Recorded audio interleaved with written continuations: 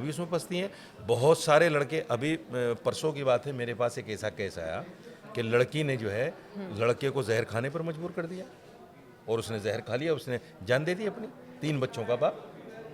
तो ये सारी चीज़ें ऐसा नहीं कि लड़का ही कर रहा है, लड़की भी कर रही है। मैं तो ये कहता हूँ कि अगर लड़की इजाज़त ना दे तो लड़के की हिम्मत नहीं कि वो उसके साथ बैठकर बात भी कर ले।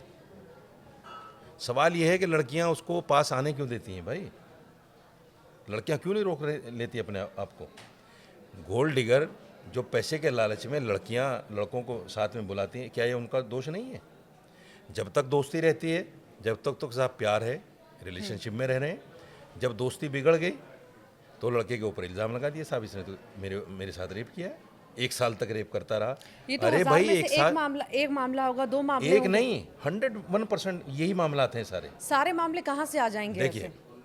आप चले जाइए, अगर ईमानदारी से जांच हो, ईमानदारी से जांच हो तो धोखाधड़ी का मामला एक आध निकलता है 100 में, एक आध कोई होगा।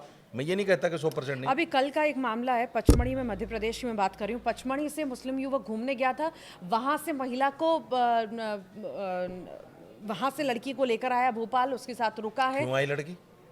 अपनी नाम वाम छुपाकर क्यों आई लड़की को लड़की? लेकर लड़की क्यों आया। आई? लड़की पे तो आप सवाल उठा रहे हैं, लड़का ऐसा क्यों आई कर रहा है, लड़की? अपनी नाम पहचान क्यों मैं ये छुपा कह रहा रहा हूँ, लड़की आई क्यों? है? लड़की आई, हाँ, उसकी क्यों गलती आई? है, उसकी गलती है, पर जो अपनी नाम तो पहचान सजा छुपा भुगते? के नाम सजा भुगते? ऐसे कैसे नाम कमाल पहचान की- क्यों छुपाई जा रही है? फिर वही बात, मैं ये कह रहा हूँ, लड़की आई क्यों? चाहे उसने नाम छुपाया नहीं छुपाया, लड़की आई क्यों उसके साथ? ये एक लड़की बहुत को बड़ा बहला सवाल है। हाँ, बहुत बड़ा सवाल है। बहला दिया, फुसला दिया, उसकी बातों में आ फुसला गई, नहीं, पर नहीं, नाम फुसलाता पहचान कोई क्यों नहीं छुपाना? मोहतरमा, फुसलाता कोई नहीं। मुझे क्यों नहीं फुसला लेता कोई? आपको क्यों नहीं फुसला लेता कोई? ये कोई बात थोड़ी ही कहने कि फुसला लिया। कोई बेवकूफ़ है सामने के फुसला लिया, कह लिया कि बात करी और चल दिए साथ में। ये जो है ना, पैसे का लालच है। ये उस ज़िंदगी जीने का लालच है जो ज़िंदगी उसके माँ बाप नहीं दे पा रहे हैं। कोई आदमी ख्वाब दिखाता है और वो लड़की उसके साथ चल देती है उस ज़िंदगी के लालच में कि साहब मेरी एक लग्जरी लाइफ होगी, मुझे अच्छा जेब खर्च मिलेगा और मैं होटलों में, रेस्टोरेंट में बैठ के खाऊंगी और मैं बिल्कुल ऐश की ज़िंदगी गुजारूंगी। ये बेवकूफ़ी है, ये बेवकूफ़ी है। क्यों नहीं समझ आती लड़कियों को कि भाई एक अनजान आदमी आज ही आपसे मिला है और आज से आपने दुआ सलाम शुरू कर दी, आपने नंबर आदान प्रदान कर लिया। क्यों कर लिया आपने भाई? पूरी गलती मौलाना साहब लड़की की 101% लड़की की है। अगर लड़की चाहे तो लड़का, सवाल ही पैदा नहीं कि वो लड़की के पास चला जाए, सवाल ही पैदा नहीं। वही मेरी बात वही बात। अकेला मर्द लड़की का रेप भी नहीं कर सकता, ये मैं गारंटी के साथ कह रहा हूँ। 2-4 मर्द होंगे तो वो ज़बरदस्ती कर सकते हैं, अकेला मर्द लड़की का रेप भी नहीं कर सकता अगर लड़की ना चाहे तो। ये तो पूरे ये महिलाओं सारे के मामले कैरेक्टर पे आप सवाल उठा रहे हैं। बिल्कुल 101%। मैं देखिए, मैं समाज में रहता हूँ, मुझे समाज का पता है। यहाँ जो लड़कियों के मामलात हैं वो, मैं देखिए, मैं किसी की तौहीन नहीं करना चाहता, मैं फिर कह रहा हूँ आपसे, तौहीन नहीं करना चाहता, लेकिन ये बहुत बड़ी भूल है हमारी बहन बेटियों की, बहुत बड़ी गलतियाँ हैं ये। क्यों आप रिलेशन में जाते हैं भाई?